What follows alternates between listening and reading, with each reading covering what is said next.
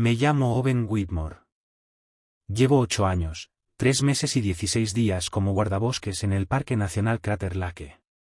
Escribo esto porque los informes de incidente ya no alcanzan. El lenguaje oficial lo recorta todo. Le quita la médula a lo importante. Y lo que queda, no explica nada. Así que esto es lo que de verdad pasa aquí. Crater Lake descansa dentro de la caldera colapsada del monte Mazama, un volcán que se destruyó a sí mismo hace 7000 años. El lago tiene 1943 pies de profundidad, el más profundo de Estados Unidos. No hay ríos que entren ni que salgan. Su agua viene de la nieve y la lluvia, y de nada más. Tarda unos 250 años en renovarse por completo, gota a gota, entre evaporación y precipitación. Lo que hay ahí abajo cayó como nieve cuando tus tatarabuelos todavía eran niños. El agua es azul de una forma que no parece real. Las fotografías nunca la capturan bien. Las cámaras de turista la vuelven falsa, como si estuviera editada. El equipo profesional sube la saturación intentando acercarse, y aún así se queda corto. El lago absorbe casi por completo las longitudes de ondas rojas y amarillas. Lo que devuelve es el azul más puro que vas a ver en tu vida.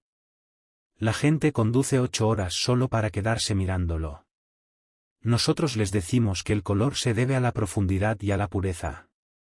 No les contamos lo demás. Hace 8 años, en mayo, empecé a trabajar aquí. Mi supervisora de entrenamiento se llamaba Rita Kern. Llevaba 22 años en Crater Lake. Caminaba con una leve cojera por un accidente de senderismo, llevaba el pelo gris trenzado de manera práctica, y nunca sonreía a los turistas. En mi primera temporada, no la vi sonreír ni una sola vez. En mi tercer día, me llevó al borde del cráter al atardecer. Fue antes de que yo aprendiera algo útil. Creía que el trabajo sería revisar permisos y decirle a la gente que no alimentara a las ardillas terrestres. Mira el agua, me dijo. Miré. El sol caía detrás del borde occidental, y la luz volvía todo dorado, excepto el lago. El lago seguía azul. Azul oscuro, ya casi púrpura, pero todavía con ese color imposible. Ahora aparta la vista, dijo Rita. En vez de obedecer, la miré a ella. Después del atardecer no miras el agua. Ni directamente, ni con el ojo desnudo. Si necesitas comprobar algo en la superficie del lago de noche, usas binoculares o una cámara. No haces contacto visual con el lago. ¿Contacto visual? Repetí. ¿Con un lago? Sí. Con un lago. Quise preguntar, ¿con qué hay dentro? Pero Rita ya caminaba hacia el vehículo de patrulla. Vas a pensar que estoy loca durante unas 6 semanas, dijo, sin mirarme. Luego va a pasar algo y lo vas a entender. Hasta entonces, sigue la regla. No explicó nada más. Pasé esas 6 semanas convencido de que me estaba tomando el pelo, o que arrastraba alguna superstición personal, o que estaba entrando en una demencia temprana. Rita tenía 57 años. En ese momento, me pareció posible. Y entonces conocí a Everett. Everett Frost llevaba más tiempo aquí que cualquiera, 31 años. Estaba en sus últimos 60, curtido, silencioso, el tipo de hombre capaz de caminar 15 millas y decir, con suerte, 20 palabras. Él mantenía los senderos del lado norte, donde hay menos turistas. A finales de junio me asignaron seguirlo durante una semana. Aprende los senderos del norte, me dijeron. Aprende de alguien que conoce este parque. Caminamos en silencio durante 3 horas. Everett revisaba marcas, despejaba ramas, anotaba cosas en su portapapeles. Trabajo estándar. Rutina. Hasta que nos detuvimos a comer en un mirador con vista al lago. Ahí cometí el error de preguntarle por la regla de Rita. Everett comió despacio. Masticó por completo. Tragó. Bebió un poco de agua. Bajó el termo. Y recién entonces habló. ¿Alguna vez notaste que el lago no tiene peces? Sí tiene, dije. Trucha arcoíris y salmón coqueinee. Fueron introducidos, respondió, sin apartar la vista del agua. No son nativos. Nada vivía en este lago de forma natural. Luego mencionó a los Klamath. Dijo que ese pueblo no venía aquí. Que lo llamaban un lugar sagrado, pero no en el sentido bueno. Hablaban de una batalla entre el espíritu de la montaña y el espíritu del inframundo. El espíritu de la montaña ganó. Pero el del inframundo no murió. Se retiró hacia abajo, dentro de la caldera. Eso es mitología, dije. Tal vez. Everett guardó la basura del almuerzo con calma, como si ordenara al mundo en pequeñas cosas. Pero llevo 31 años aquí. He visto a 43 personas entrar en esa agua cuando no deberían. No hablaba de nadadores. Ni de accidentes. Gente que miró el lago demasiado tiempo después de oscurecer, continuó. Luego bajaron a la orilla. Luego caminaron hacia el agua, y siguieron caminando hasta desaparecer. Suicidios. Sin cuerpos. Everett se puso de pie. Buzos de rescate bajan. Equipos de búsqueda y recuperación. Nada.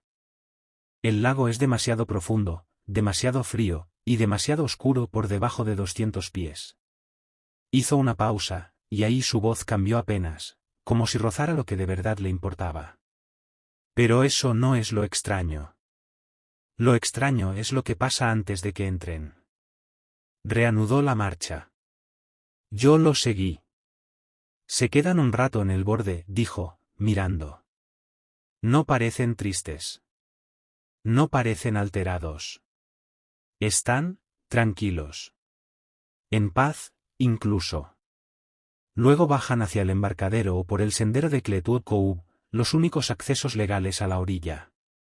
No corren. No se apuran. Caminan a un ritmo normal.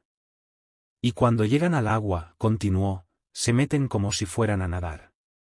Excepto que no nadan. Caminan recto. Hacia afuera. Hacia abajo. El agua está a 40 grados. Lo normal es jadear, entrar en pánico, luchar, girar instintivamente para volver. Ellos no. Siguen hasta que el agua les cierra sobre la cabeza. Caminamos una milla más antes de que volviera a hablar. 3 eran guardabosques. 2 del equipo de mantenimiento. 1 era biólogo, estudiaba el ecosistema del lago. Todos, dijo, habían pasado tiempo observando el lago después del atardecer, mirando, registrando, estudiando. Se detuvo en una bifurcación y revisó su mapa, aunque estoy seguro de que tenía cada sendero grabado en la memoria. La regla de Rita no es superstición, dijo al fin. Es reconocimiento de patrones. Me explicó el patrón como si estuviera enumerando síntomas de una enfermedad. La gente que mira el lago directamente después de la puesta del sol empieza a comportarse distinto. Al principio son cosas pequeñas, se quedan ausentes en conversaciones, pierden la noción del tiempo, se desorientan en senderos que han recorrido 100 veces. Y después, una noche, los encuentran en el borde, mirando el agua. Y luego caminan hacia adentro. ¿Por qué no cierran el parque de noche? Pregunté. Everett ni siquiera me miró. Porque durante el día no pasa nada. Porque el 99% de los visitantes está bien. Y porque reconocer oficialmente el problema implicaría explicar por qué existe. El servicio de parques no tiene un protocolo para eso. Entonces metió la mano en el bolsillo y me dio una tarjeta plastificada. Se veía vieja, el plástico amarillento, agrietado. Texto impreso. Letras de bloque. Crater Lake, patrullaje vespertino. Directrices. Uso interno. Decía. No observar directamente la superficie del lago después del atardecer. Usar equipo óptico, binoculares, cámaras, para observación necesaria. Limitar patrullaje del borde a intervalos de 30 minutos tras oscurecer. Reportar a cualquier visitante observando el lago por más de 5 minutos consecutivos. No acercarse a individuos solos en el borde después de las 10 de la noche. Contactar al supervisor antes de investigar actividad en la orilla después de oscuridad. Si experimenta desorientación, distorsión del tiempo o alteraciones visuales, reportar de inmediato y rotar fuera del turno nocturno. Todos los guardabosques reciben una, dijo Everett. Normalmente en tu primer mes. Rita probablemente esperó para ver si ibas a durar. La mayoría renuncia antes de terminar la primera temporada. Por la regla. Por lo que pasa cuando no la sigues. Ahí terminó nuestra conversación sobre el lago. Terminamos la patrulla. Le agradecí la información. Everett asintió una sola vez, y se fue conduciendo, como si nada de lo que acababa de decir necesitara más palabras. Me quedé con la tarjeta. Aún la tengo. Ahora los bordes están más gastados, y con los años he ido añadiendo mis propias notas en los márgenes. El resto de aquel primer verano obedecí la regla sin creer de verdad en ella. El lago era solo un lago. Profundo, helado, de un azul extraño, pero solo un lago. La regla seguramente era una medida de seguridad envuelta en folclore para que se te quedara grabada. No te quedes mirando el agua oscura, porque puedes desorientarte y caer. Eso tenía sentido. Entonces llegó agosto. Se perdió un visitante, Douglas Bean, 52 años, de Sacramento. Entró en el lodge un miércoles por la tarde, solo. Le dijo a recepción que venía a fotografiar el lago al amanecer. Traía equipo profesional, un itinerario detallado, y parecía completamente competente. El jueves por la mañana su coche seguía en el aparcamiento. Su habitación no había sido usada, la cama intacta, el aire sin marcas. Su bolsa de cámara estaba en el asiento delantero del coche, como si nunca la hubiera tocado. Lo encontramos a las 6:47 de la mañana en Watchman Overlook, en el borde oeste. Estaba sentado sobre el muro de piedra, mirando al lago, inmóvil. Tenía los ojos abiertos. Cuando me acerqué, no respondió. No parpadeó. No reconoció mi presencia. Le llamé por su nombre. Nada. Le toqué el hombro. Estaba frío. No frío de muerto, pero había pasado toda la noche afuera, con unos 4 grados, y su piel se sentía como piedra. Señor Bean Douglas, ¿me escucha? Sus ojos se movieron despacio, arrastrándose del lago hasta mi cara. Me miró como se mira algo lejano, algo que estás intentando recordar. Necesito que venga conmigo, le dije. Tiene hipotermia. Hay que meterlo adentro. Me lo mostró, murmuró él. La voz le salió áspera, poco usada, como si no hubiera hablado en días, y no en horas. ¿Qué te mostró? Bajo el azul. Volvió a mirar el lago. Todo lo que hay ahí abajo. Pedí asistencia médica por radio. Llegaron con mantas y bolsas de calor. Douglas Bean fue regresando a sí mismo poco a poco, confuso, porque estaba helado, porque estaba en el borde, porque ya era de mañana. Recordaba haber hecho el check-in. Recordaba que planeaba fotografiar el amanecer. No recordaba nada después de la puesta de sol del día anterior. El equipo médico lo llevó a la clínica de Klamath Falls.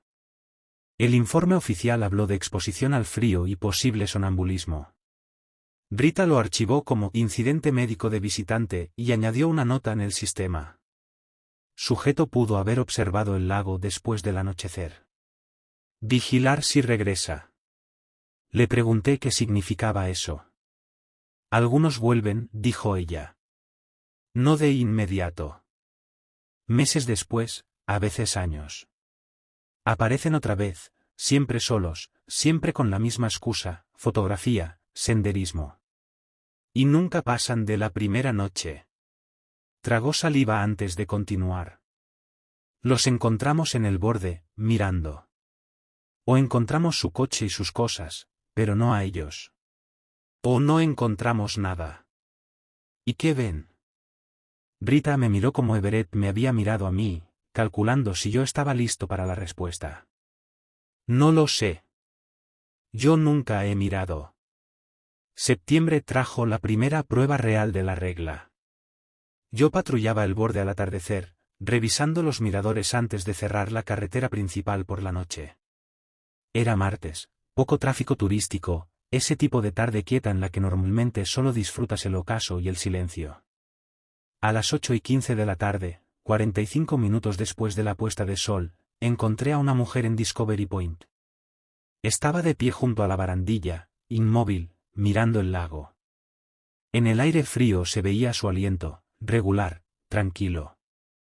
No iba vestida para la temperatura, vaqueros, una chaqueta ligera, sin gorro. Llevaba allí el tiempo suficiente como para estar temblando, pero no temblaba. Aparqué a unos 5 metros y me acerqué a pie, manteniendo la linterna apuntando al suelo. Buenas noches, llamé. El parque cierra pronto. No hubo respuesta. Me acerqué más. Tendría unos 30 años. Pelo oscuro recogido, manos apretando la barandilla. Tenía los ojos abiertos, clavados en el agua. Señora, la carretera del borde cierra a las 9. Nada. Ya estaba a unos 3 metros. Lo bastante cerca como para ver que tenía las pupilas dilatadas, demasiado, para alguien mirando un lago oscuro con una luna brillante encima. Lo bastante cerca como para ver que no parpadeaba. Señora, necesito que venga conmigo. Y entonces cometí el error. Seguí su mirada un segundo. Solo un segundo, solo para ver qué estaba mirando. El lago era negro. No azul oscuro. No púrpura profundo de agua al crepúsculo. Negro. Absoluto. Y perfectamente quieto. Sin rizos de viento, sin reflejo de luna. Parecía un agujero, como si la caldera descendiera para siempre y el fondo, por fin, hubiera desaparecido. Algo se movió en esa negrura. No en la superficie. Debajo. Algo pálido y enorme, cruzando desde la isla del barco fantasma hacia el borde oeste. Se movía con intención, con dirección, como algo nadando. Pero estaba demasiado profundo para distinguirlo bien, y era demasiado grande para ser algo que viviera en el lago. Aparté la vista. Me obligué a apartarla. Me temblaban las manos. La mujer me miraba ahora. No a la cara, a través de mí. Su expresión era neutra, pero en los ojos tenía esa misma lejanía que yo ya había visto en Douglas Bean. Es hermoso, ¿verdad? Dijo. Necesito que venga conmigo ahora mismo. Solo, necesito verlo una vez más. Se giró de nuevo hacia el agua. Le agarré el brazo y la aparté de la barandilla, tirando de ella con fuerza. Se resistió. No con violencia, sino con una presión constante, como si estuviera arraigada al suelo. Señora, está teniendo mal de altura y desorientación, le dije. La voy a llevar a que la vean. Me dejó guiarla hasta el vehículo. No peleó. No habló. Se sentó en el asiento del copiloto y miró al frente todo el camino, sin moverse, mientras yo conducía hasta la estación de guardabosques. Rita nos esperaba. Miró una sola vez el rostro de la mujer y luego me hizo un gesto, seco. No miraste, ¿verdad? Dudé. Solo un segundo. Rita no discutió. Vete a casa. Tómate mañana libre si esta noche sueñas con el lago. Escríbelo todo. Y tráemelo. Llevé a la mujer al servicio médico. Se llamaba Andrea Pell. Era de Portland. Se alojaba en el lodge por un fin de semana largo. No recordaba haber caminado hasta Discovery Point. No recordaba haber estado allí de pie. Lo último que recordaba con claridad era estar cenando en el restaurante del lodge, alrededor de las 7. A la mañana siguiente se fue conduciendo de regreso a Portland. 6 semanas después, su tarjeta fue usada en una gasolinera de Chimult, a unos 32 kilómetros al norte del parque. 3 días después encontramos su coche en el aparcamiento de Mazama Village. Ella no estaba dentro. Buscamos durante 5 días. Perros, helicópteros, equipos en tierra, cubriendo cada sendero en un radio de 16 kilómetros alrededor del pueblo. No había rastro de Andrea Pell. Ni huellas, ni ropa, ni señales de que hubiera estado cerca de los caminos. El 6º día, un trabajador de mantenimiento encontró pisadas en el embarcadero. Bota de mujer, talla 7. Las huellas iban desde la zona de aparcamiento hasta la orilla del agua. No volvían. El informe oficial la registró como desaparecida, presunta ahogada. Su familia contrató un equipo privado. 2 semanas con sonar y cámaras submarinas. No encontraron nada. Rita añadió el nombre de Andrea a una lista que guardaba en su escritorio. Lo vi una sola vez, por accidente, mientras buscaba mapas de senderos. Estaba escondido en un cajón. No era un documento oficial, era una hoja escrita a mano, con pulso humano, como si cada trazo hubiera costado algo. Nombres y fechas que se remontaban a 1988. 41 nombres. Todos con la misma nota al lado, desaparecido, presunta muerte por ahogamiento.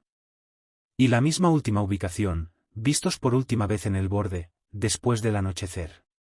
Le pregunté a Rita por qué guardaba esa lista si no existía en el sistema. Porque alguien tiene que recordarlos, dijo, sin dramatismo, como quien habla de un trabajo desagradable pero necesario. El servicio de parques no puede reconocer el patrón sin reconocer la causa. Así que nos toca a nosotros. Llevar la cuenta. Notar cuando empieza a pasar más seguido. Darnos cuenta cuando algo cambia. ¿Está cambiando?, pregunté. Rita no respondió de inmediato. Cerró el cajón con la lista dentro, como si estuviera guardando un animal dormido. Luego, con una calma que no era calma, dijo: cada año aparecen algunos nombres más. Cada año los incidentes se agrupan un poco más cerca entre sí.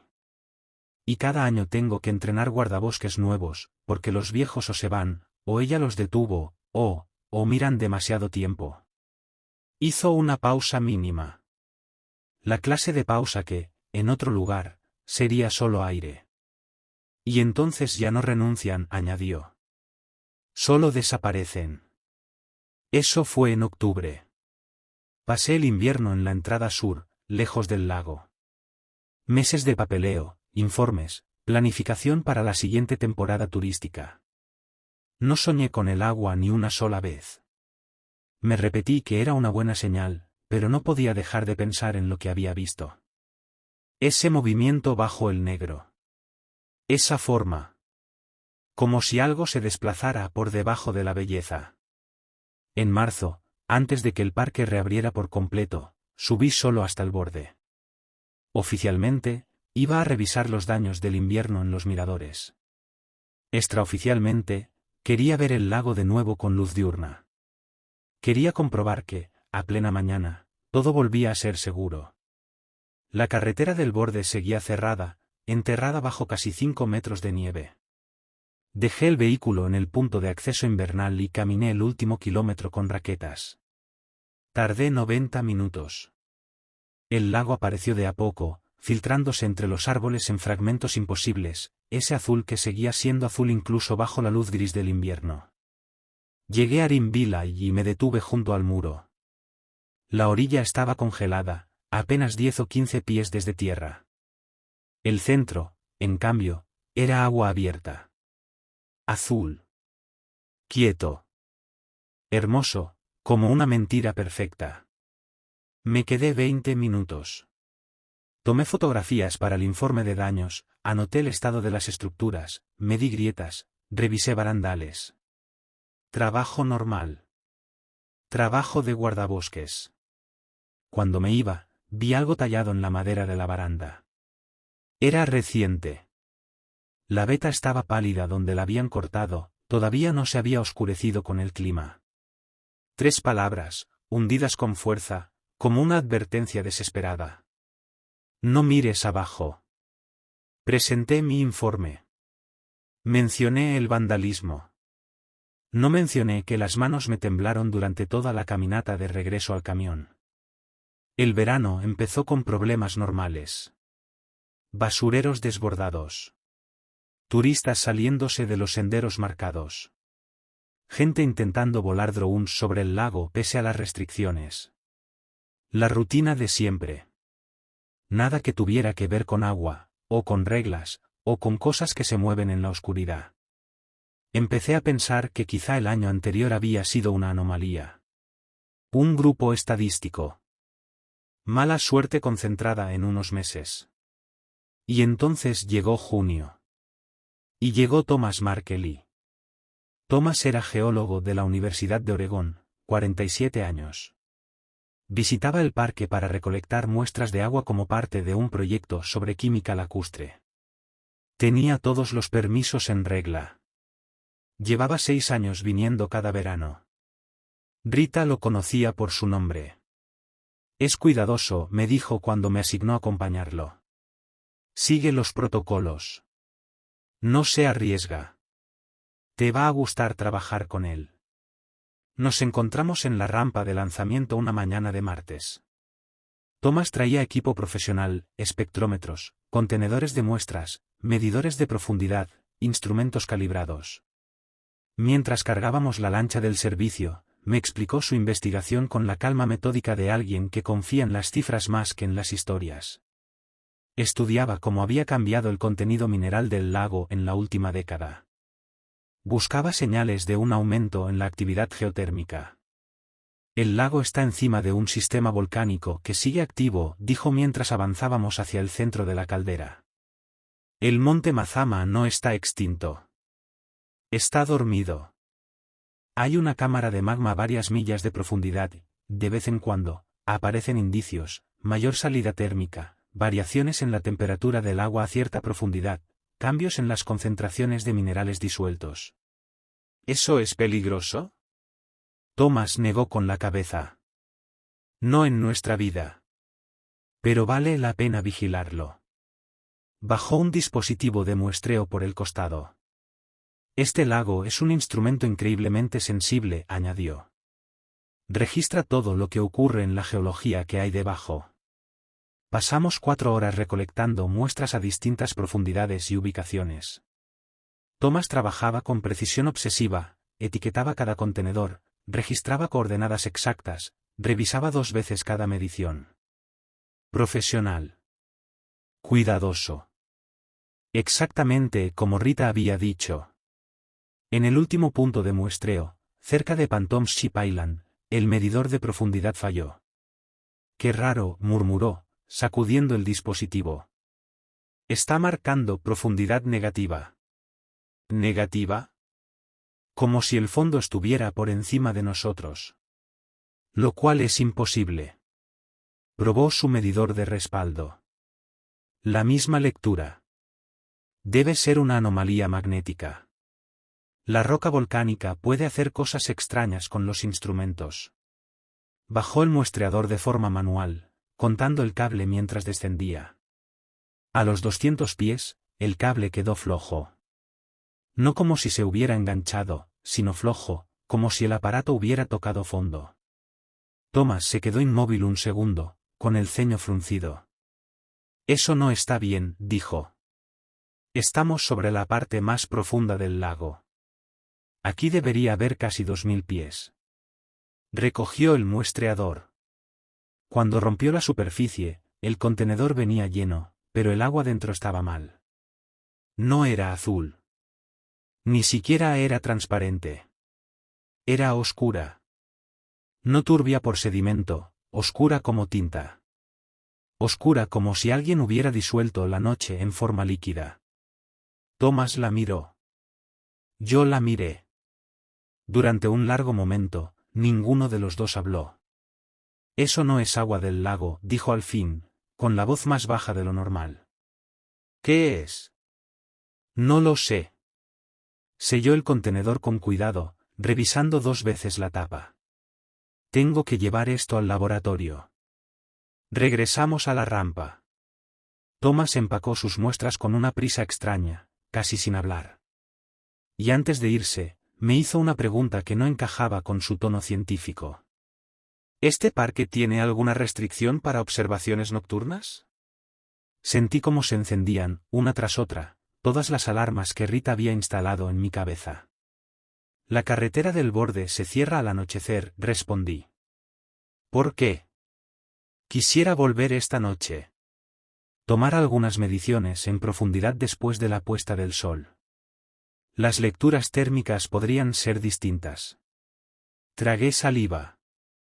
Eso no está permitido sin autorización especial. Y aun con autorización, no lo recomendamos. Thomas frunció el ceño, como si yo le estuviera hablando de fantasmas. He hecho muestreos nocturnos en otros lagos volcánicos. Newberry Crater. Lake Shasta. Es práctica estándar. Cráter Lake no es como otros lagos. Thomas me miró como yo había mirado a Rita en mi primera semana. Como si yo fuera supersticioso. Exagerado. Irrazonable. Aprecio tu preocupación, dijo al fin, pero sé lo que hago. Presentaré una solicitud para un permiso de investigación fuera de horario. Ya lo he hecho antes. No es un problema. Informé de la conversación a Rita. Cerró los ojos y permaneció en silencio durante varios segundos. ¿Cómo era el agua? Preguntó al fin. La muestra oscura. Como tinta, pero más diluida. No se comportaba como agua contaminada. Había algo incorrecto en ella. ¿Thomas dijo que pensaba hacer con la muestra? Analizarla en su laboratorio. Realizar pruebas químicas. Rita abrió el cajón de su escritorio, el que contenía la lista de nombres. No la sacó. Solo la miró. Llama a la universidad. Diles que necesitamos hablar con el director del departamento de Thomas Markelly. Hoy mismo. Hice la llamada ese mismo día. El director del departamento estaba confundido. Thomas Markelly no estaba afiliado a la universidad desde hacía 3 años. Se había marchado tras algún tipo de incidente relacionado con una subvención de investigación y un desacuerdo metodológico. Desde entonces trabajaba de forma independiente, publicando en revistas menores y financiando su propio trabajo de campo. Aún tiene permisos válidos, me dijo, pero no está realizando investigación universitaria. Sea lo que sea que esté haciendo, es personal. Le transmití esto a Rita. Ella ya estaba sacando de los archivos las solicitudes de permisos de Thomas. Mira las fechas, dijo, extendiéndolas sobre el escritorio. 6 años de permisos estivales. Cada año había venido en junio. Cada año había recogido muestras. El patrón estaba ahí, una vez sabías dónde mirar. Cada año, los puntos de muestreo se desplazaban más cerca de la parte más profunda del lago. Cada año, sus preguntas de investigación se alejaban de la geología y se centraban más en lo que había dentro del agua. Y cada año solicitaba acceso fuera del horario habitual. Cada año se lo negaban, hasta este. Su solicitud más reciente había sido aprobada por un nuevo administrador que desconocía las reglas no escritas. La aprobación estaba fechada hacía 2 días. Thomas tenía autorización para realizar investigación nocturna con efecto inmediato, válida hasta el final de la temporada de verano. Tenemos que revocarla, dije. No podemos, respondí yo mismo al instante. Está aprobada oficialmente. Si la revocamos sin causa, puede apelar. El servicio de parques tiene que seguir sus propios procedimientos. Rita tomó la radio. Pero podemos supervisar. Estás asignado a la investigación nocturna de Thomas Markelly. Si sale al lago después del anochecer, irás con él. Lo mantendrás alejado del borde. Y te asegurarás de que no mire el agua más tiempo del absolutamente necesario. Thomas regresó esa misma noche, a las 8 en punto. 2 horas después de la puesta de sol. Traía más equipo esta vez. Luces, cámaras, y algo que parecía un dron subacuático. Agradezco que me acompañes, dijo mientras caminábamos hacia el embarcadero. Sé que esto no es un procedimiento normal. Solo hago mi trabajo. Cargamos la lancha bajo linternas eléctricas. El lago estaba en calma. Completamente inmóvil. La temperatura había descendido hasta los 7 grados. Mi aliento se condensaba en el haz de mi linterna. Iremos al mismo punto que esta tarde, dijo Thomas. Quiero replicar las lecturas de profundidad. Ver si la anomalía persiste. Arranqué el motor. El sonido rebotó contra las paredes de la caldera. Demasiado fuerte en aquel silencio. No había viento. No había olas. Solo el motor, nuestra respiración, y el sonido del agua golpeando el casco. Las luces del embarcadero se desvanecieron detrás de nosotros. El borde del cráter desapareció en la oscuridad. Arriba, la luna estaba casi llena, lo bastante brillante como para proyectar sombras. Pero cuando miré la superficie del lago, la luz de la luna no se reflejaba. El agua la absorbía. Avanzábamos sobre un espejo negro que no devolvía ninguna imagen. Thomas instaló su equipo en silencio. Trabajaba más rápido que durante el día, comprobando menos las mediciones. Sus manos estaban firmes, pero había urgencia en sus movimientos. Algo que antes no estaba allí. Bajó el medidor de profundidad. Esta vez, cuando falló, no pareció sorprendido. La misma lectura. Profundidad negativa. Anotó algo en su cuaderno impermeable. Como si el fondo estuviera a 40 metros por encima de la superficie. Eso es imposible. Sí. Empezó a preparar la cámara subacuática. Y por eso es interesante. Thomas, deberíamos regresar. Tu equipo no está funcionando correctamente. Mi equipo funciona perfectamente. Está midiendo lo que realmente hay aquí. Fijó la cámara a un cable lastrado. La geometría del lago no se comporta de forma normal. Eso debería preocuparte más a ti que a mí. Bajó la cámara. El cable se deslizó lentamente. 15 metros. 30. 45. A los 60 metros, el cable dejó de descender. No se había atascado. Simplemente se detuvo. Como si hubiera alcanzado algo sólido. Thomas comprobó las lecturas. La cámara está a profundidad. Está transmitiendo señal. Encendió el monitor. La pantalla no mostraba nada. No oscuridad. No agua turbia. Nada. Como si la cámara no recibiera luz alguna, o como si no hubiera nada allí capaz de reflejarla. Entonces algo cruzó la imagen. Pálido. Grande. Una forma que sugería extremidades, pero no dispuestas de manera correcta. Se movía despacio, tan cerca que pude distinguir su textura, lisa en algunas zonas, rugosa en otras. No eran escamas. No era piel. Era otra cosa. ¿Qué es eso? Susurré. Thomas se inclinó hacia la pantalla. Su rostro se reflejaba en el resplandor del monitor.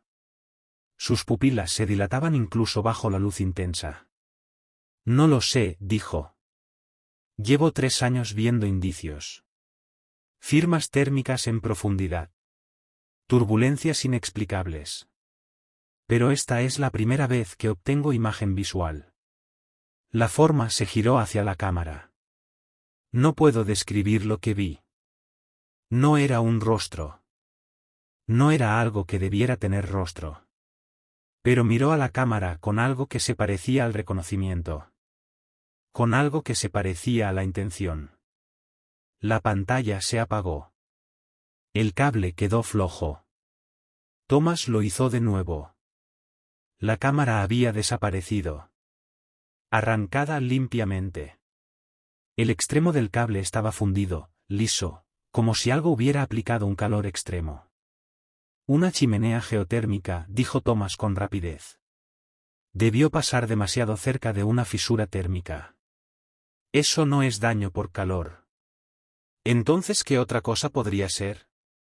Lo miré. A sus pupilas dilatadas. A la forma en que sus manos ya no temblaban. Como si hubiera encontrado aquello que llevaba tiempo buscando. Como si la espera hubiera terminado. Regresamos a la orilla.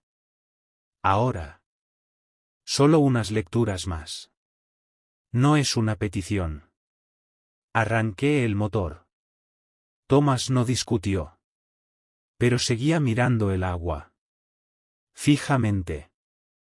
A la superficie negra. Lo observé por el rabillo del ojo, asegurándome de que no hiciera ninguna estupidez, inclinarse demasiado, meter la mano en el agua. A mitad de camino de vuelta, habló de nuevo.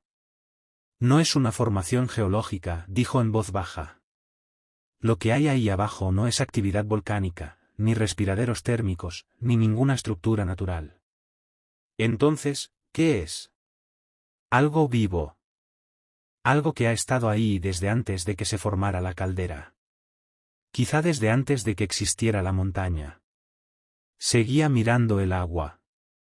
Las tribus Klamath tienen historias sobre este lugar. Sobre lo que vive en la montaña. Sobre lo que cayó en la tierra cuando el volcán colapsó. Creí que eran mitos. Explicaciones primitivas para fenómenos naturales que no podían comprender. Hizo una pausa. Pero no eran primitivos. Nos estaban advirtiendo. Thomas, mírame. No lo hizo. Thomas. Ahora. Mírame. Se giró. Bajo la luz de la luna, sus pupilas estaban tan dilatadas que sus ojos parecían completamente negros. Negros sólidos. Como los de Douglas Benn. Como los de Andrea Pell. Necesitas atención médica. Cuando lleguemos a la orilla, te llevaré a la clínica.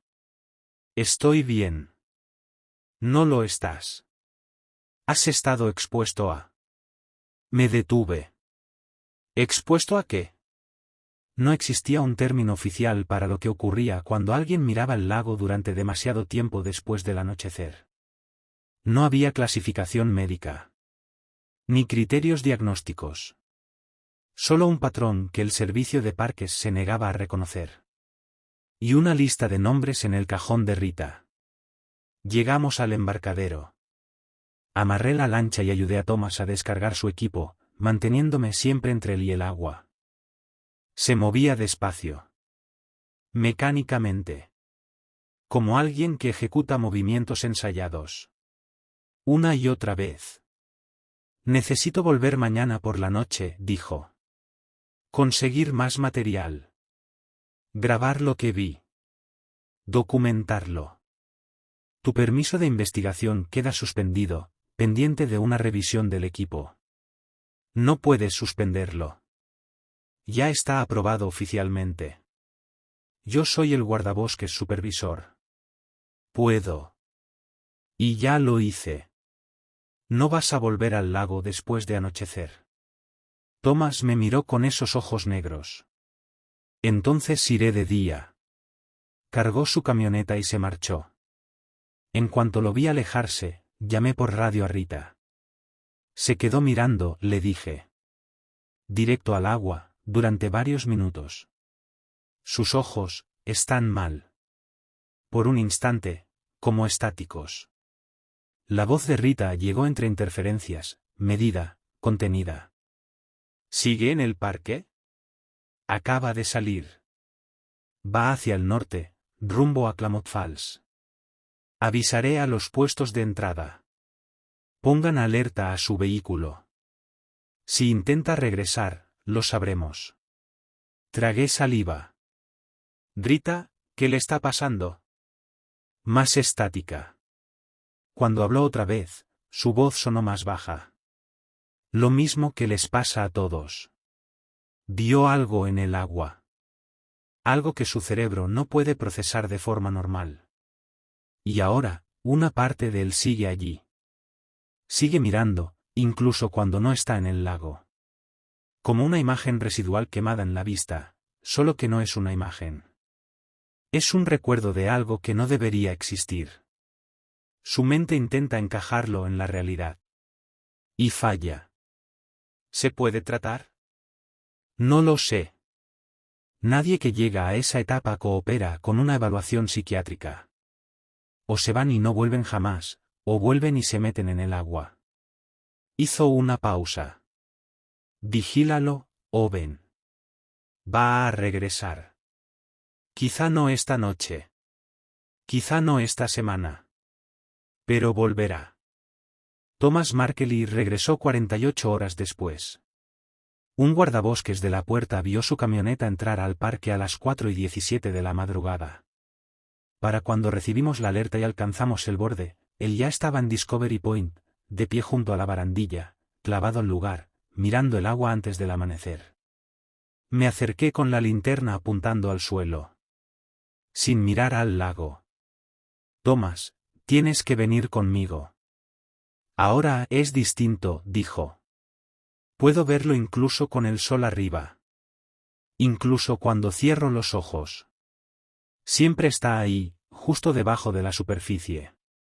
Mi garganta se cerró. Esperando. Ven conmigo, por favor, insistí. Solo necesito entender qué es. Entonces puedo irme. Solo necesito entender. Y subió la pierna por encima de la barandilla. Me lancé hacia él y alcancé su chaqueta. Thomas giró con violencia, la tela se rasgó entre mis manos. Y entonces cayó. Rodó ladera abajo, perdiéndose por la pendiente empinada bajo el mirador, 15 metros de roca volcánica suelta, árboles raquíticos, ramas secas que crujían como huesos. Pedí rescate por radio. Bajé como pude tras él, resbalando entre piedras. Lo encontré al fondo, encajado entre dos grandes rocas. La pierna izquierda doblada en un ángulo imposible. La frente abierta, sangre oscura pegada a la piel. Pero estaba vivo. Consciente. Y seguía mirando el lago. Lo veo, susurró. Está ahí, justo debajo de la superficie. ¿Tú lo ves? No miré. Mantuve los ojos en Thomas, en sus heridas, en cualquier cosa excepto en el agua, a apenas unos metros de mí. Es hermoso, dijo Thomas, como si estuviera rezando. Lo más hermoso que he visto en mi vida. El equipo de rescate llegó. Le inmovilizamos la pierna, contenimos la hemorragia, lo colocamos en la camilla. Hicieron falta 4 de nosotros para subirlo de vuelta. No forcejeó. No peleó. Solo seguía girando la cabeza, buscando el lago con la mirada, hasta que lo cargamos en la ambulancia. El hospital de Klamath Falls lo ingresó por la fractura y el golpe en la cabeza. Un psiquiatra lo evaluó, lúcido, coherente, capaz de explicar su investigación. Sin signos de psicosis. Sin ideación suicida. El hecho de que hubiera cruzado una barandilla de seguridad y caído sobre roca volcánica fue registrado como un accidente, en el contexto de documentación de campo. Lo dieron de alta 3 días después.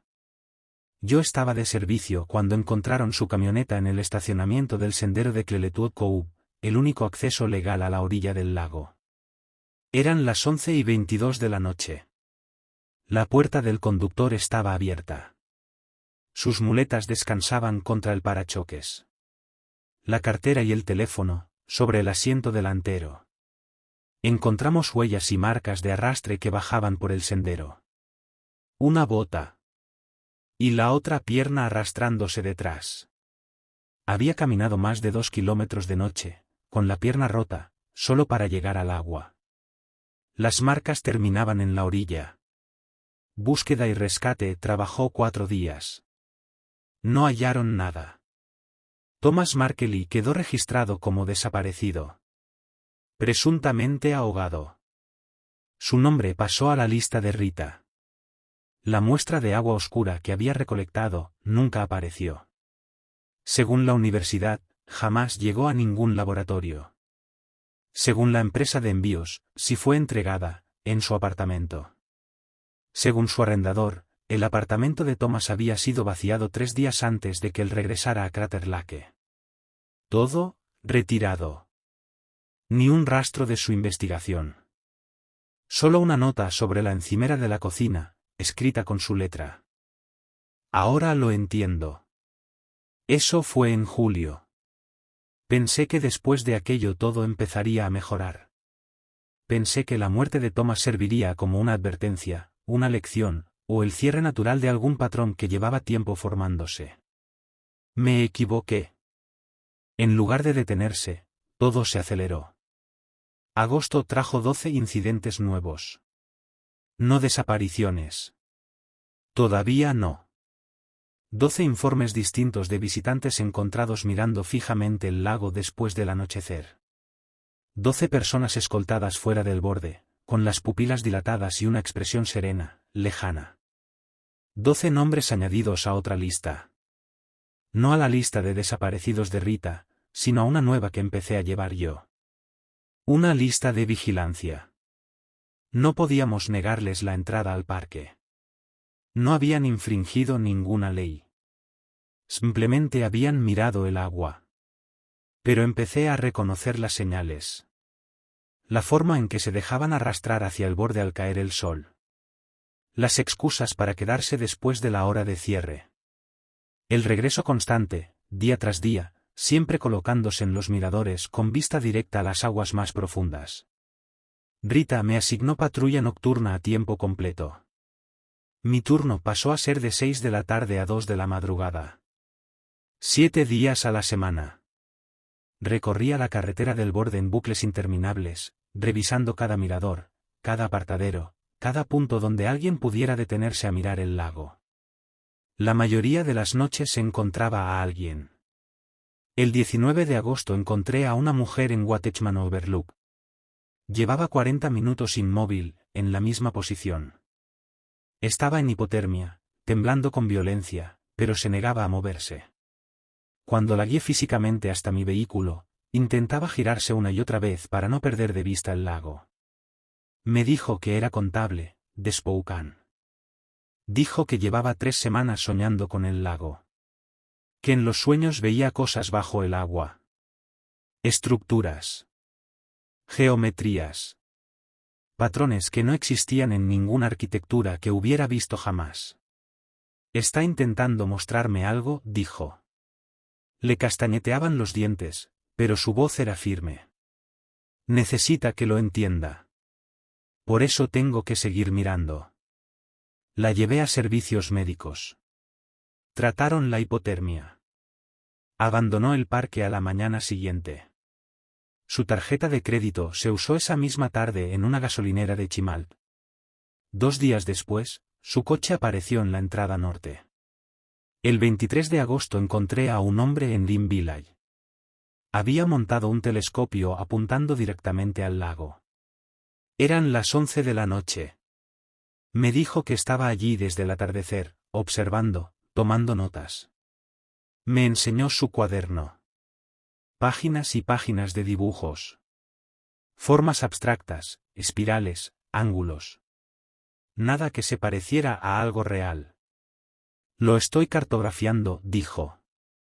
El patrón es inmenso. Desciende para siempre, pero tiene organización. Estructura. Si consigo ver lo suficiente, puedo entender para qué sirve. ¿Para qué sirve qué? Pregunté. El lago. No es solo agua. Es una lente. O una membrana. Algo que te muestra lo que hay al otro lado, si sabes cómo mirar. Confisqué el telescopio y lo escolté fuera del parque. Se llamaba David. Algo. No añadí su nombre a mi lista de vigilancia porque sabía que no volvería. Sus ojos estaban demasiado perdidos. Completamente negros. Había visto demasiado. 3 días después, otro ranger encontró su coche en un apartadero de la carretera 138, a unos 24 kilómetros del parque. La puerta del conductor estaba abierta. Sus zapatos, colocados con cuidado sobre el asiento delantero. Las huellas se adentraban en el bosque. No regresaban. El 27 de agosto respondía una llamada del lodge. Una huésped se había trincherado en su habitación y gritaba por algo que había en el baño. Cuando el personal de seguridad logró abrir la puerta, la encontramos dentro de la bañera, completamente vestida, con el agua corriendo. El baño estaba inundado. Había tapado el desagüe con toallas y dejado que la bañera se desbordara durante horas. Necesitaba ver si era lo mismo, dijo. Miraba el agua extendida por el suelo. Si el agua de aquí se comporta igual que la del lago. Si muestra las mismas cosas. ¿Qué cosas? Pregunté. Las formas. Los patrones. Las cosas que se mueven debajo. Entonces me miró. Sus ojos eran normales. Asustados. Humanos. No quería mirar. De verdad que no. Pero el agua te llama. Quiere que la vean. Y cuando empiezas a ver, ya no puedes parar.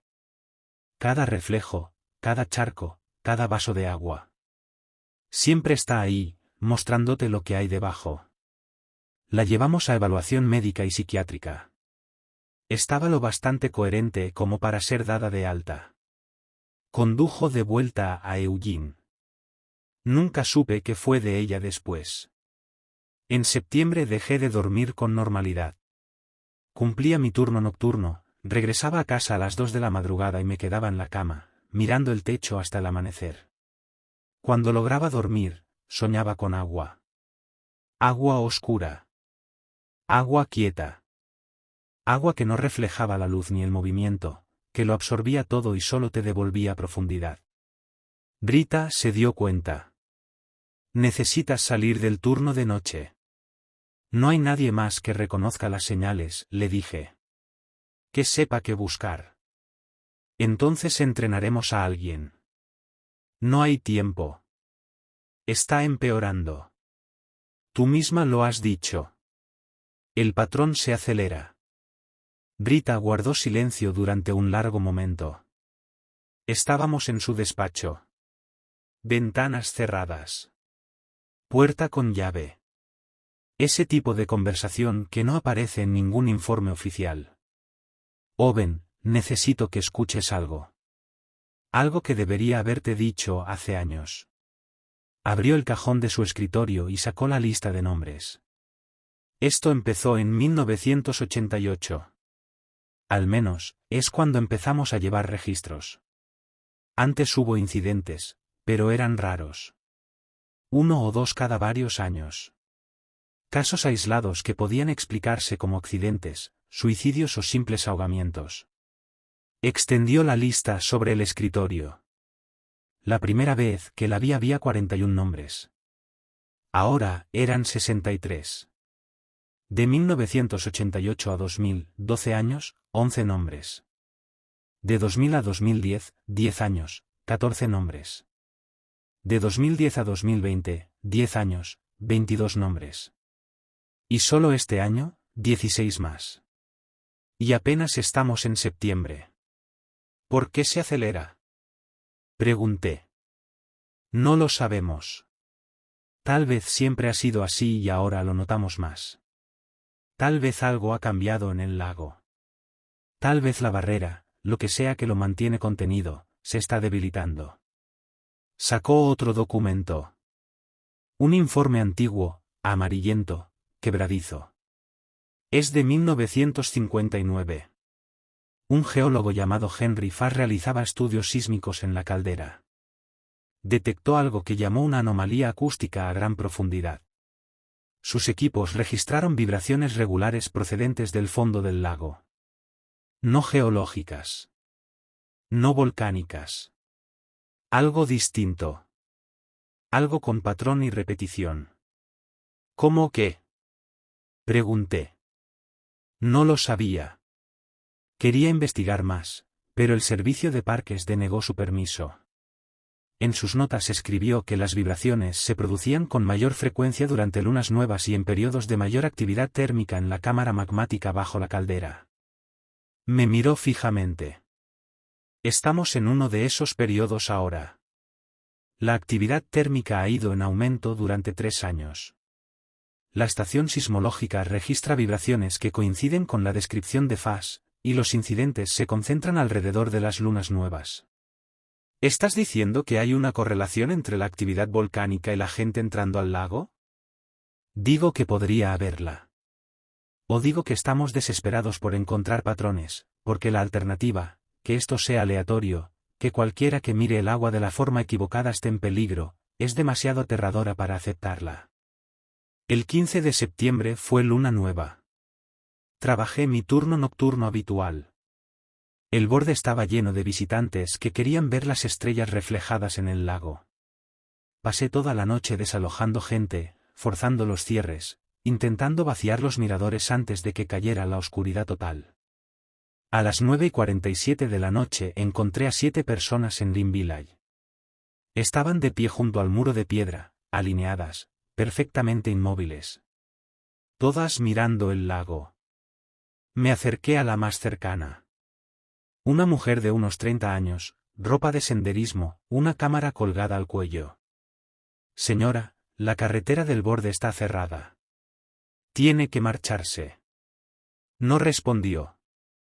Pasé al siguiente. Un hombre de unos 50, gafas, un mapa del parque en las manos.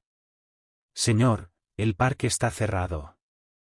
Necesito que regrese a su vehículo. Nada. El tercero. El cuarto. El quinto. Ninguno reaccionó. Ninguno se movió. Permanecían allí, respirando, inmóviles, con la mirada fija en el agua negra. Pedí refuerzos por radio. Rita llegó con otros 2 guardabosques. Intentamos la intervención física, tocarles los hombros, bloquearles la vista, colocarnos entre ellos y el lago. No funcionó. Simplemente ajustaban su postura, se desplazaban unos centímetros, lo justo para mantener la línea de visión hacia el agua. A las 10:15 de la noche, uno de ellos habló. El hombre de las gafas. No se giró. No me miró. Habló sin apartar la vista del lago. Está subiendo, dijo. ¿Qué está subiendo? Pregunté. Todo. Todo lo que está ahí abajo, está saliendo. Cometí el error de seguir su mirada. El lago era distinto. La superficie seguía siendo negra, plana, pero había movimiento debajo. No el movimiento de algo nadando, sino de desplazamiento. Como si el agua misma estuviera siendo empujada desde abajo. Toda la superficie se elevaba, se hinchaba, se abombaba hacia el centro. Aparté la vista. Me obligué a hacerlo. Todos tienen que irse ahora. No es una petición. Es una evacuación de emergencia. Los 7 no se movieron. Rita me agarró del brazo. No lo mires. Sea lo que sea, no lo mires. El nivel del agua no está subiendo. Mira las marcas de la orilla. Mira la rampa de las lanchas. El agua no se ha movido. Solo hace que creas que lo ha hecho. Miré la orilla, las rocas, los marcadores que usábamos para medir el nivel. Tenía razón. Todo estaba exactamente donde debía estar. El lago no estaba subiendo. Pero cuando miraba al centro, mis ojos decían otra cosa. Decían que la superficie se abombaba, que algo enorme presionaba desde abajo. Tenemos que alejarlos del borde, dijo Rita. Ahora. Antes de que decidan bajar. Lo intentamos todo. Fuerza física. Gritar sus nombres. Amenazarlos con arrestarlos. Nada. 7 personas alineadas, observando el agua. A las 10:33 de la noche, la primera se movió. La mujer de la cámara. Trepó el muro sin prisa, sin pánico, con un movimiento tranquilo y decidido. Comenzó a bajar por la pendiente hacia la orilla. «Detenedla», gritó Rita. Salté el muro tras ella. La roca volcánica cedía bajo mis botas, inestable, empinada. Ella se movía más rápido ahora, casi corriendo, pero con movimientos controlados, precisos, como si supiera exactamente a dónde iba. La alcancé a unos 15 metros del agua. Le agarré el brazo. Se giró y me miró. Sus ojos eran completamente negros. Sin blanco, sin iris. Solo negro reflejando la luz de la luna. «Suéltame», dijo. No con miedo. No con rabia. Como si enunciara un hecho. «Tengo que ir. Me está llamando». «Nada te está llamando. Estás sufriendo mal de altura. Y sabe mi nombre». Su voz era suave. «Lo dice desde que llegué. Desde que miré el agua por primera vez. Sabe quién soy. Quiere que baje. Y es hermoso. Necesito ir. Por favor, déjame». Intentó soltarse. Yo no la solté. Detrás de mí escuché gritos. Los otros 6 habían empezado a moverse. Todos saltando el muro. Todos bajando por la pendiente.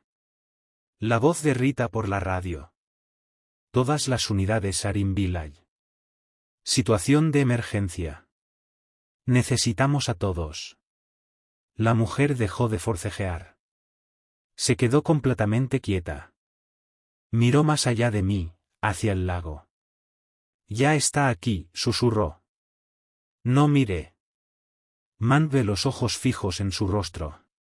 «¿Qué está aquí?» Todo. Todo lo que ha estado esperando. Ahora está lo bastante cerca para verse con claridad. No lo mires.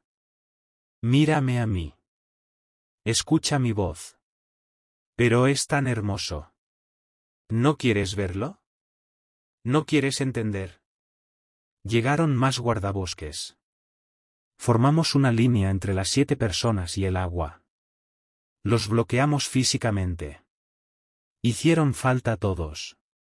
6 guardabosques conteniendo a 7 visitantes que avanzaban con una fuerza silenciosa y persistente. No violentos. No agresivos.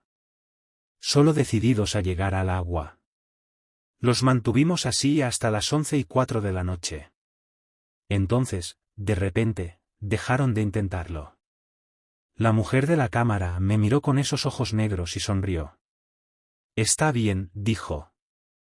«Puede esperar. Es paciente. Lleva esperando 7000 años. Puede esperar un poco más». Durante la hora siguiente fueron volviendo en sí, poco a poco. El negro se desvaneció de sus ojos. Quedaron confusos, desorientados, incapaces de explicar por qué estaban en el borde del lago en mitad de la noche. Los llevamos a enfermería. Tratamos la exposición y la desorientación. A la mañana siguiente, los 7 fueron dados de alta. Nunca supe qué fue de ellos. Tuve demasiado miedo de averiguarlo. Demasiado miedo de saber si regresaron. Al día siguiente, Rita convocó una reunión de emergencia. Todos los guardabosques del parque. Sin turistas. Sin administradores. Solo nosotros. Lo de anoche fue un evento umbral, dijo. 7 personas experimentando la misma compulsión al mismo tiempo. Nunca ha ocurrido antes. No consta en ningún registro. Lo que hay en el lago se está volviendo más fuerte. O nosotros más débiles. O ambas cosas. ¿Qué hacemos?, preguntó alguien. Aplicamos las normas con más rigor. Cerramos el borde antes. Limitamos el acceso nocturno. Observamos las señales e intervenimos antes. Nos miró uno por uno. Y aceptamos que no podemos salvar a todos. Algunos mirarán. Algunos verán. Algunos entrarán en el agua. Nuestro trabajo no es impedirlo por completo. Es minimizar el daño. Eso no es suficiente, dije. Todos se volvieron hacia mí. La gente está muriendo. La gente camina hacia el lago y desaparece. Y lo tratamos como un problema de contención, no como una emergencia. Hay que cerrar el parque, avisar a las autoridades, traer científicos que estudien esto de verdad. La expresión de Rita no cambió. Y decirles que el lago hace que la gente camine hacia él. Que hay algo ahí abajo que los llama. No tenemos pruebas. No hay cuerpos. Nada, salvo conductas humanas que pueden explicarse como enfermedad mental o ideación suicida. El servicio de parques no cerrará el lugar por eso. Entonces los obligamos. Nos negamos a trabajar hasta que reconozcan el problema. Te despedirán, respondió. Te reemplazarán por guardabosques que no conocen las normas, que no reconocen las señales. Y morirá más gente porque pensarán que somos supersticiosos o paranoicos. Tenía razón. Lo sabía. Pero sentado allí, mirando los rostros agotados, asustados, marcados por el mismo conocimiento de algo que no podíamos explicar ni detener, se sentía como rendirse. ¿Cuánto tiempo seguimos así? Pregunté. ¿Cuántos nombres más hay que añadir a tu lista antes de admitir que hemos fracasado? Rita no respondió. La reunión terminó. Volvimos a nuestras funciones. Esa noche subí solo al borde. No en patrulla. No oficialmente. Necesitaba ver el lago otra vez. Entender por qué tenía tanto poder. Por qué no podían apartar la mirada. Porque elegían el agua antes que sus vidas. Aparqué en Discovery Point y caminé hasta el muro. El sol se había puesto hacía 2 horas. El cielo estaba despejado. La luna, 3 días después de nueva, colgaba como una hoz fina sobre el borde occidental. El lago estaba negro y quieto. Me quedé allí 5 minutos. 10. 15. Observando el agua. Intentando ver lo que ellos vieron. Intentando comprender qué los empujó a saltar el muro y bajar hacia la orilla. El agua no me mostró nada. Solo oscuridad. Solo profundidad. Solo ausencia de luz. Estaba a punto de irme cuando noté el silencio. Un silencio absoluto. Sin viento. Sin animales. Sin insectos. Incluso el sonido de mi respiración parecía amortiguado, absorbido por la quietud. Y entonces lo sentí. No un sonido. No exactamente. Una vibración. Una frecuencia tan baja que se sentía más de lo que se oía. Venía del agua. De las profundidades. Un pulso regular, rítmico, como un latido amplificado y ralentizado hasta que cada golpe duraba varios segundos. Me acerqué al muro. El pulso se intensificó. No más fuerte. Más profundo. Resonaba a través de la roca bajo mis pies, a través de mis huesos, a través de una parte de mí que existía por debajo del pensamiento consciente. Y dentro de ese pulso había algo. No palabras. No lenguaje. Significado. Intención. Mira. Ve. Entiende. Baja. Únete. Forma parte del patrón, de la estructura, de la cosa inmensa que estamos construyendo bajo la superficie. Llevamos 7000 años construyéndola. Ya casi está terminada. Y necesitamos que la veas para que sea real. Me inclinaba sobre el muro. Las 2 manos apoyadas en la piedra. Mi peso desplazándose hacia adelante. 1 centímetro más y perdería el equilibrio, caería, rodaría pendiente abajo hasta el agua. Me eché atrás de golpe. Tropecé. Caí de espaldas sobre el asfalto. El corazón me latía desbocado. Las manos me temblaban. Casi había mirado. De verdad mirado. Como ellos. Y en ese instante, antes de apartarme, lo sentí. El tirón. La necesidad. El deseo abrumador de ver qué había ahí abajo. De entender. De formar parte de ello. Me subí al camión y conduje directamente a casa. No redacté ningún informe. No se lo dije a Rita. Me quedé sentado en mi apartamento hasta el amanecer, intentando no pensar en el pulso, en el significado, en la invitación.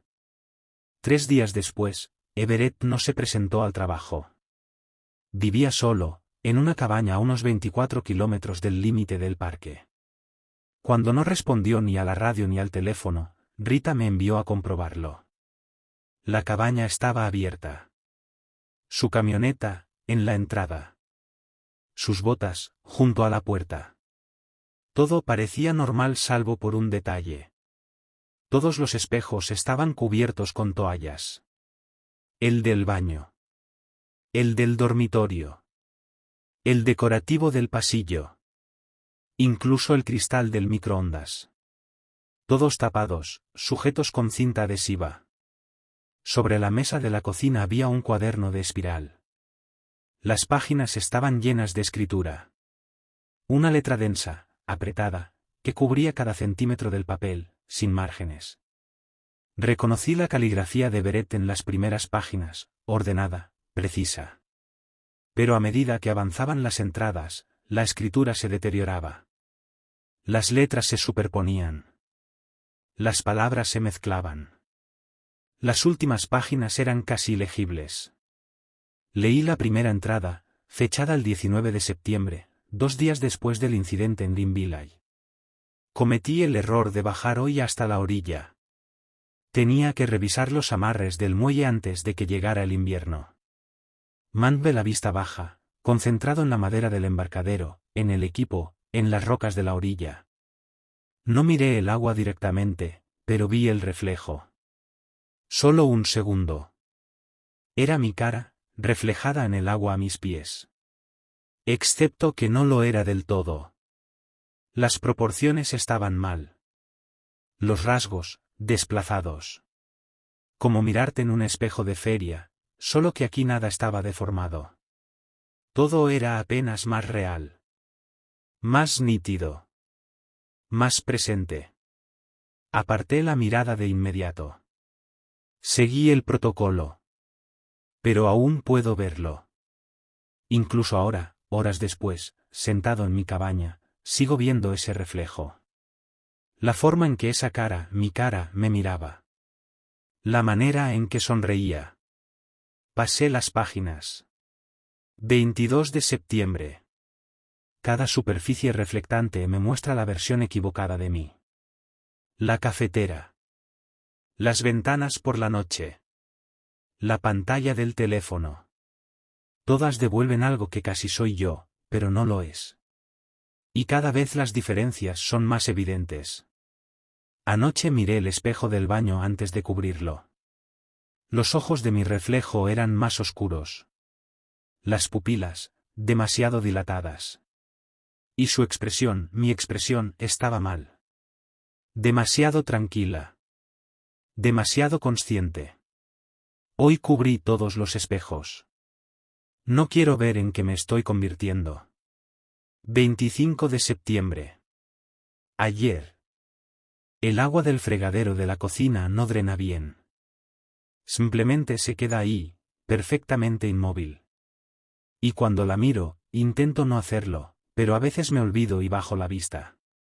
Cuando la miro, puedo ver a través de ella. Hacia las tuberías. Más allá de las tuberías. Hacia algo vasto y oscuro que no debería existir bajo el suelo de mi cabaña. Veo estructuras. Arquitectura.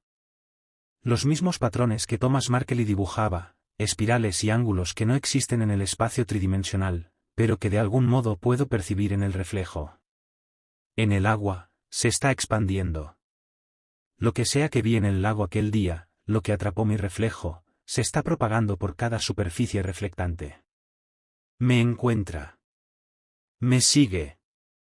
La última entrada era de esta mañana. La letra apenas se podía leer. Ahora lo entiendo. Entiendo lo que querían decir. Los que caminaron hacia el agua. No estaban siendo controlados. No estaban siendo obligados. Simplemente, vieron. Vieron de que formamos parte. De que siempre hemos formado parte. La vasta estructura bajo la realidad. El patrón que mantiene todo unido. El lago no es un lugar. Es una lente. Una forma de ver. Una vez que miras a través de ella de verdad, entiendes que el mundo de la superficie es la ilusión. Lo superficial. Lo temporal. Lo que hay debajo es permanente. Real. Está esperando. Voy a regresar. No porque deba. Porque quiero. Porque ahora que he visto, no puedo dejar de ver. Y no quiero hacerlo. El cuaderno terminaba ahí. Contacté por radio a Rita y le conté lo que había encontrado. Permaneció en silencio durante mucho tiempo. Revisa la orilla en Clearwater Cove, dijo al final. Ahí es donde iría. Ayudó a construir ese sendero. Conoce cada paso. Conduje hasta el inicio del camino. El vehículo del servicio de parques de Everett estaba allí, perfectamente estacionado, con las llaves aún en el contacto. Su sombrero de ranger descansaba sobre el tablero. Bajé caminando hasta la orilla. El sendero tenía 1,1 millas, con un descenso de 700 pies. Tardé unos 20 minutos. La costa estaba vacía. Sin huellas en la arena volcánica. Sin señales de lucha. Solo el agua negra golpeando suavemente las rocas. Pero había algo flotando a unos 6 metros de la orilla. Al principio pensé que era madera a la deriva. El viejo del lago a veces acababa en esta cala. Pero al acercarme entendí que era demasiado pequeño. Demasiado regular. Un sombrero de ranger. El de Everett. Flotaba con la copa hacia arriba, completamente seco, pese a estar sobre el agua. Entré para recuperarlo. El agua estaba a 41 grados. Mis piernas se entumecieron casi al instante. 3 pasos. Agua hasta las rodillas. Extendí la mano. Se detuvo. No porque yo lo decidiera. Porque algo me detuvo. Un instinto más profundo que el pensamiento. Más antiguo que el lenguaje. Mi mano simplemente no podía acercarse más a ese sombrero. Miré el agua alrededor de mis piernas. La superficie estaba completamente inmóvil, a pesar de mi movimiento. Debería haber ondas. Disturbio. Pero no. Era lisa. Vidriosa. Reflectante. Y en ese reflejo. Retrocedí de golpe. Tropecé. Caí. Gateé de vuelta a la orilla, jadeando, temblando. No había visto mi propio reflejo. Había visto a Everett bajo el agua. No muerto. No ahogándose. De pie, erguido, mirándome desde debajo de la superficie. Sus ojos eran negros. Su sonrisa, tranquila. Y detrás de él, más profundo aún, había otros. Decenas. Todos de pie. Todos mirando hacia arriba. Todos sonriendo. Subí corriendo el sendero. Conduje directo a la estación de guardabosques. Rita me miró una sola vez y me llevó a su oficina. Miraste, dijo. Solo un segundo. Iba a... No me digas lo que viste, me interrumpió. Ponerlo en palabras lo vuelve más real. Everett está ahí abajo. ¿Y los demás? Todos. No están muertos. Solo, están allí. Cerró los ojos. Cuando los abrió, parecía más vieja. Cansada de una forma que iba más allá del agotamiento físico. ¿Desde cuándo lo sabes? Pregunté. ¿Saber qué? Que no mueren. Que no se ahogan. Que les ocurre otra cosa. Guardó silencio.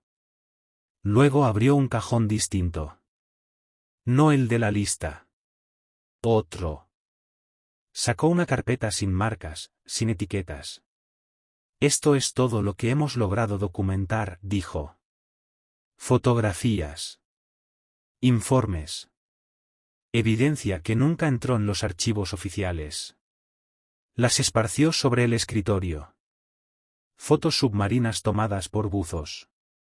Imágenes de sonar. Grabaciones acústicas.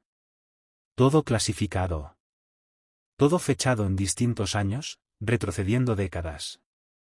Las imágenes mostraban formas. Estructuras. Algo que podía ser geológico, o algo más. Eran oscuras, granuladas, tomadas a profundidades extremas con iluminación insuficiente.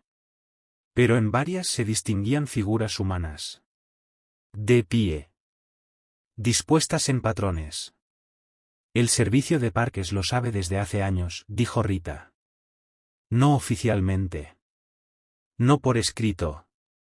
Pero los rangers que permanecen el tiempo suficiente, lo entienden. La gente no se ahoga. Es incorporada. Absorbida. Se convierte en parte de algo para lo que no tenemos palabras. ¿Por qué no me lo dijiste? Porque saberlo te cambia. Hace cada patrulla más peligrosa. Te vuelve consciente de lo que realmente enfrentas.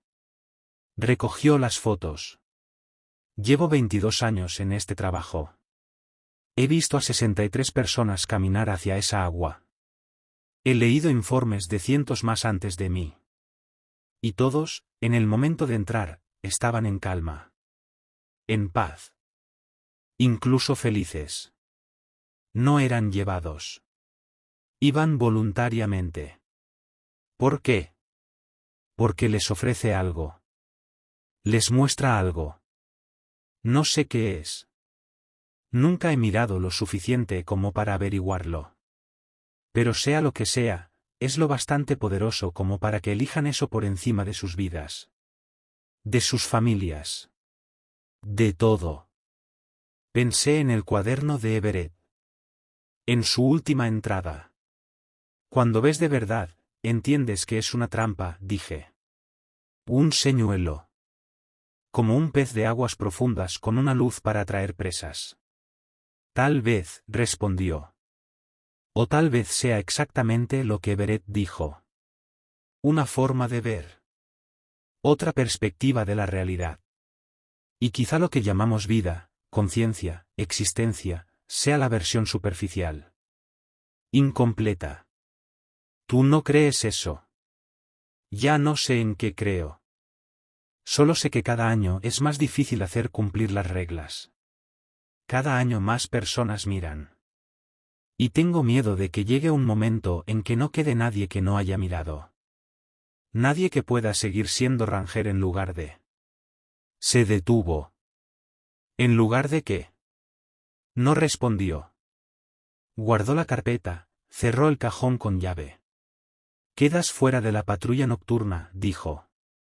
Con efecto inmediato. Has visto demasiado. Necesitas distancia. No hay nadie más. Iré yo. He aguantado 22 años. Puedo aguantar unos meses más. El invierno se acerca. Habrá menos visitantes. Tendremos tiempo para reagruparnos. Rita, si sales todas las noches, acabarás como Everett. Tal vez. Pero esa es mi decisión. Se levantó. Vete a casa, Owen. Tómate una semana. No regreses hasta que puedas mirar un vaso de agua sin ver otra cosa. Esa noche, a las 3:37 de la madrugada, mi teléfono sonó. Era Rita. Su voz estaba mal. Demasiado calmada. Demasiado firme. Necesito que sepas algo. Y supe, en ese instante, que ya era demasiado tarde.